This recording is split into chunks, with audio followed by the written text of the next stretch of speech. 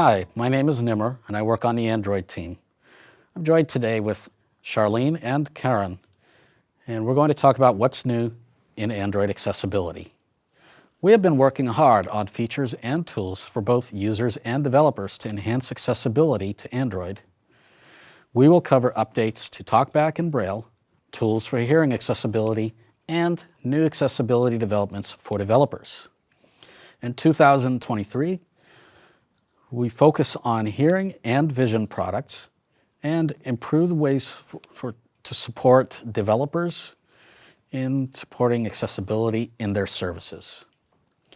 TalkBack is a screen reader. It allows for non-visual access to an Android device. It does this through speech, Braille, and voice commands. Actions have been added to the reading controls in TalkBack 13.1. Actions are contextual. For instance, while focused on an edit field, actions allow you to copy and paste, and when focused on an email in Gmail, allows you to archive or delete the email. Hints are provided when actions are available.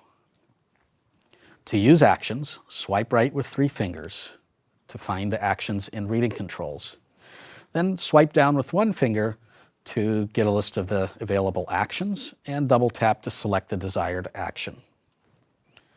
Split tap typing allows for typing using the on-screen keyboard without lifting your finger off the screen. Using 1 finger, locate the desired letter, then using the 2nd finger, tap anywhere. Without lifting your 1st finger, find the next letter that you wish to type and repeat the process. You can now spell check messages, documents, and emails using TalkBack. Spell check granularity has been added to the reading controls. To jump to the previous or next occurrence of a misspelled word, switch to the spell check granularity. To get spelling suggestions, switch to actions in the reading controls. Let's see how spell checking works as I edit this message that I'm going to send to a friend asking him to lunch this weekend. So first I'm going to go to Actions with 3-finger swipe right. Actions. And I'm going to swipe down to move to the beginning of the text. Move cursor to beginning. And double tap. Beginning of field. So now I'm at the beginning, and I'm going to swipe left with 3 fingers to move to the spell check. Spell check. There you go. And I'll swipe down with 1 finger. WNT. And I'm going to swipe right with 3 fingers to Actions again. Actions. Want. WANT. Text replaced. And Actions, I've selected Want from Actions. So now I'm going to go back to spell check. Spell check. Lunch. Actions. Lunch. LUNCH. And Spelling suggestion. I will correct lunch. Text replaced. And let's go back to spell check. Spell check. Pizza. And I'll swipe right because somehow I misspelled pizza, the most important part. Actions. Pizza. Text replaced. Spell check. Let's go back to spell check. No misspelled word is found. And no more misspellings, so now I can send the message to my friend and hopefully we can get some pizza.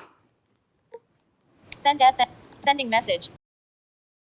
We've added Braille tables in 38 languages, with more coming soon. You can use Braille display using the new HID protocol with USB as of TalkBack 13.1, with support for the NLS e-reader coming soon in TalkBack 14. Cut, copy, and paste text with newly added Braille commands coming in TalkBack 14. The on-screen Braille keyboard allows you to type in Braille using the touchscreen. Today, we're announcing upcoming features for the keyboard to allow you for cursor movement, text selection, and editing.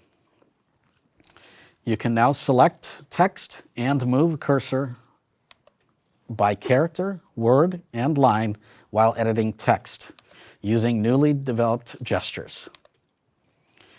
Additional gestures allow you to cut, copy, and paste using the on-screen keyboard. So I have a shopping list on the screen, And I'm going to edit this shopping list because I have 2 oranges in there and I don't need that many oranges. So I'm going to move down by line. So I'm going to hold dot 1 and swipe with dot 4, swipe down with dot 4. Blackberries. New line. Oranges. Okay, so I've gotten down to oranges, and now I can either delete by word or I can select oranges and just delete that word. So I'm going to hold down dot 2. Oranges. Selected. And swipe up with 2 fingers, and now I have oranges selected. And I'm going to simply delete oranges. Oranges deleted. By swiping left. And now my shopping list does not have 2 oranges. Let's talk about reading mode. Reading mode is an app that allows for customized reading experience. You can change the theme and font and adjust font size. And you can have text read out loud while you follow along. You can download reading mode from the Play Store. Starting in Android 14, nonlinear font scaling allows you to increase the font up to 200% nonlinearly. What this means is that already large text will not increase at the same rate as small text. This avoids the potential for text being cut off when increasing font size. Now I'm going to hand it off to Sharlene, who will talk about what's new in hearing accessibility. Thank you, Nimer. I'm Sharlene, product manager from Android Accessibility team, focusing on hearing accessibility products. Let's take a look at what's coming in 2023 for people that are hard of hearing and deaf. We're making improvements across many of our hearing products in Android 14. Today, I would like to touch upon 3 major improvements: hearing aids experiences, notifications on system, and live caption. With Android 14, interacting with your hearing aids day-to-day will be more intuitive. Starting from setup, there's a dedicated flow from settings with clear identification of your hearing aids information, differentiating from all the other Bluetooth devices. Makes it super easy to connect your hearing aids to your device. Audio streaming will be more seamless and flexible. For example, you can wire notification sounds to your phone's speakerphones, play music from Bluetooth speakers, while keeping the call streamed to your hearing aids. With quick controls, you can access your favorite hearing aid settings directly from the home screen without having to fiddle through settings. Coming to Android 14, notifications will be more helpful. In addition to getting notified through vibration and sound, you can also be notified visually with the flash of a camera or screen light. Flash notifications is useful for anyone who might miss audible alerts in a noisy environment or when the phone is simply out of reach. Besides system notifications, we're adding a new way to notify you of your harmful listening habits. With headphone loud sound alert, you will be notified when you've been listening on your device exceeding the recommended time and volume. So you can take immediate actions to protect your hearing. Now, onto one of our major captioning products, Live Caption.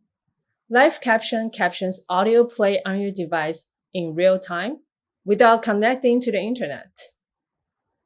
You can get caption from the video sent through your messaging apps while watching YouTube, listening to the podcast, or even talking to someone else on the phone. Another neat feature is the ability to respond to the caller with text and just let the phone speak for you.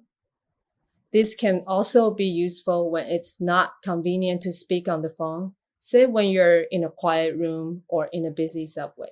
You get live caption directly from Pixel 5 and above and selected Android devices. There's more to come in 2023. All right, now that we've heard about the accessibility-related product updates from Nimer and Sharlene, let's take a look at all the new developments for accessibility for developers. I'm Caren, an engineer on the Android Developer Relations team, and in this next section, we'll touch upon accessibility-related changes in Android 14 and how to prepare your app for the changes, new and improved accessibility APIs, updates to the accessibility testing framework, Android Studio updates that will help you further integrate accessibility in your development workflow, updates in Jetpack Compose to help make your Compose apps even more accessible, and lastly, some new resources we published to help you build more accessible apps. Let's start with an accessibility-related update made in Android 14. As Nimer previously mentioned, starting in Android 14, Android now supports font scaling up to 200%. To ensure that extra large text elements aren't scaled to be too large, the system applies a non-linear scaling curve. This means that large text may not scale at the same rate as smaller text. What does this mean for you as an app developer? Well, if your app is using scaled pixel units to define text sizing, these scaling improvements will be applied automatically. However, you should still test your app with this change to ensure everything looks as expected. And you can do so by testing your app's UI with the maximum font size, using the font size option in the settings for display size and text. Be sure to check that the adjusted large text size is reflected in the UI for text elements, and that the increased text size doesn't cause any text to be cut off or hidden. In general, follow best practices by always specifying text size and line height in SP units, use DP for padding, and wrap content for heights. For more best practice tips on font scaling, check out the guide we've linked here. Next, let's look at some new accessibility-related APIs that have been added in the past year. Privacy and security remains a top priority for Android. And with that in mind, we've introduced a new API that protects access to sensitive data. Introduced in API 34, the Accessibility Data Sensitive attribute limits visibility to services that claim to help users with disabilities. Play Protect ensures that apps downloaded from Play are truthful about these claims, and we recommend users only download accessibility tools from sources they trust. Accessibility services declared as tools intended to help users with disabilities, such as TalkBack, will still be able to see and interact with apps as expected. This attribute can be useful for both protecting data and preventing critical actions from being executed unintentionally. For example, you may consider utilizing this attribute on views to protect plain text passwords, banking account details, or private messages. It can also prevent unwarranted actions by protecting buttons, such as the checkout button on a shopping app or the transfer money button on a banking app. You could set the accessibility data sensitive attribute in either the layout XML or call set accessibility data sensitive on the view itself. Let's see how this API can be applied to an example app. Here we have an example of a simple banking app, and we're on the screen to transfer money to another account. This screen contains a text field for the amount of money to transfer and a button to confirm the transaction. To provide better security for the user, we can set both the text field and the button's accessibility data sensitive attribute to yes. This allows services that need the data, such as TalkBack, to still interact with both the text field and the button, while hiding these views from those that are doing something other than helping people with disabilities. And if you're a user and not an engineer, all these details may get a bit obscure. But the bottom line is we're working hard to help apps work well with tools people need while keeping everybody's data safe. But you should still be careful when enabling an accessibility service, especially if you install it from somewhere that doesn't have a robust review process like the Play stores. Next, let's talk about new APIs added that help improve the TalkBack user's in-app experience. First, we've added set request initial accessibility focus to allow a UI element in the app to request accessibility focus when a window first appears. For example, on this screen with a list of items and a floating action button on the bottom right, the default accessibility focus order will first land on the list of items, since it's the first view drawn on the screen, and then focus on the floating action button. However, using the set request initial accessibility focus API, the floating action button can request for the initial accessibility focus. This will result in accessibility focus landing first on the floating action button, and then on the list of items. In general, we recommend not modifying the accessibility focus order of a screen, as it can provide an inconsistent user experience across apps. However, you can consider using this API if it will help the user more easily navigate the app, such as helping them discover a floating action button. Our next new API is set min duration between content changes. This API allows an element to specify the frequency of TalkBack announcements for the element when it has accessibility focus. For example, let's look at this screen with a running timer that displays the number of seconds that has elapsed since the timer started. Without additional implementations, TalkBack would make an announcement every second. However, since a TalkBack announcement every second isn't very useful in this case, we can utilize the min duration between content changes API. By setting min duration equal to 10 seconds on the timer view, we can customize TalkBack to only make an announcement every 10 seconds. This way, TalkBack should only make the announcements 1 second, 11 seconds, and so on. In general, this API can be useful for a view that frequently updates, such as a timer view or a video progress bar, or for settings-related adjustments, such as when the user is adjusting the volume or brightness setting. These APIs are supported by TalkBack 14 and above, so be sure your device's TalkBack version is at least 14 when developing and testing. We are also currently working on providing similar APIs for Compose, so be on the lookout for more updates. In addition to all the work we've done on APIs, the team has also been working on improving the accessibility testing tools, including making improvements to the accessibility test framework. Android's accessibility test framework is a library that includes a set of accessibility checks that can be used in automated tests. It's used in a variety of tools to help you integrate accessibility testing into your development workflow. For example, ATF is the library that enables accessibility checks in Android Studio's layout editor, Accessibility Scanner, an app from Google that scans the app's UI to provide recommendations on how to improve accessibility of the app, accessibility checks and Espresso unit tests, and Play Store pre-launch reports, which surface potential accessibility improvements for your app when you upload your app to the Play Store. With the set of checks that are included in ATF, these tools are able to detect key issues of accessibility, such as ensuring each UI element includes a description readable by screen readers, interactive elements, such as buttons, are at least 48 dp large in both dimensions, and that text and images have adequate color contrast so they are not difficult to read and understand. In addition to these key issues, ATF also checks for a list of other common accessibility issues. And in the latest version of ATF, we added a new check, text size check. This check looks for text that may have visibility problems related to text scaling, which is especially useful if you're testing your app with Android 14's new font scaling feature. The most important improvement we made to ATF is the ability for it to perform accessibility checks on more than just Android's view-based UIs. Thanks to recent improvements, ATF will support accessibility checks on screens built with Compose. And with this new improvement, we're happy to announce that we're working on enabling accessibility checks in Compose previews. Let's take a sneak peek at how this might look in a future version of Android Studio.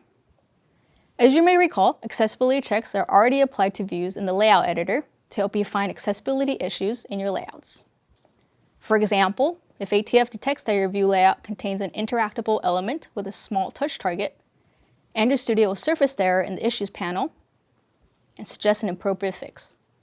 With recent improvements in ATF, a similar workflow will be enabled for Compose. When you are building a composable and previewing the layout, ATF checks can now run on that layout and surface potential accessibility issues. Let's see how this workflow will look in a sample app. Here we're in the Now in Android project, and we're looking at the preview an item built with Compose.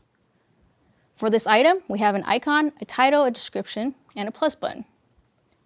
Looking at the description text, the contrast between the text color and the color of the background is very low, making it difficult to read the text. If we open up the Problems panel and then go to the Compose tab, we can see that Android Studio has flagged as insufficient text color contrast ratio on the item's preview. On the right-hand side, Android Studio offers an explanation about why this issue was flagged and suggestions on how to take steps towards fixing the issue. Double-clicking on the issue will also bring us directly to the part of the code where we can implement the fix. We hope that by having these accessibility checks as part of your development workflow, you'll be enabled to create even more accessible apps with Compose. Furthermore, we are now working on providing an easy way to add automated accessibility checking for Compose unit tests. You may recall that you can enable accessibility testing for your view-based tests by calling accessibility checks enable. You can even enable accessibility checks to run on the entire view hierarchy of the screen by adding set run checks from root view. For Compose tests, we are working on something similar, where you can enable accessibility checks as part of the test class setup. This is still a work in progress, but we've heard feedback from the community, and we know that this is a highly requested feature, so we wanted to give you a preview of what to expect. Be on the lookout for accessibility checks and Compose unit tests in an upcoming release of Compose and Espresso. To better support users of accessibility services, Compose also recently made improvements related to the focus order algorithm in the 1.4 release. The ordering is now based primarily on size and position rather than tree structure, so it's less sensitive to implementation details like what type of scaffold your screen is using.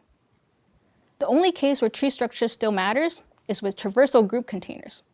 In practice, this usually just means a surface or a lazy list.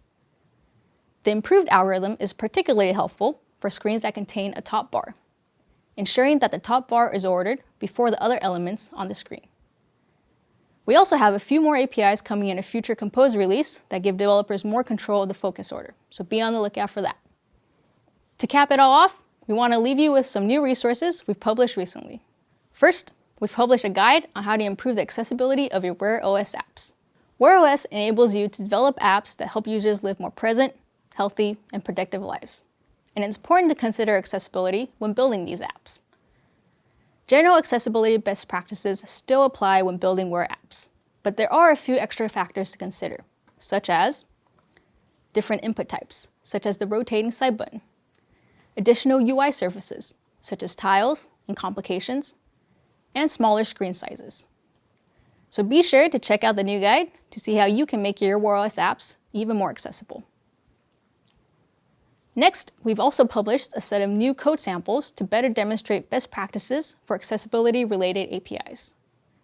We've heard feedback from the community that it would be helpful to have short code snippets to demonstrate how to implement specific APIs, and an easy way to try out the intended behavior of each API.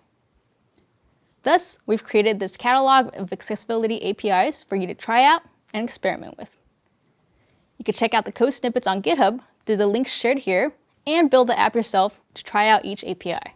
We'll be updating this catalog of APIs on an ongoing basis, so this will be a great way to stay up to date on accessibility-related API developments. And that's it for now on developer updates. That was a lot, so we've compiled a list of resources to review all these updates here, and included links in the video description below. Thanks for watching, and as always, thanks for your interest in building more accessible Android apps.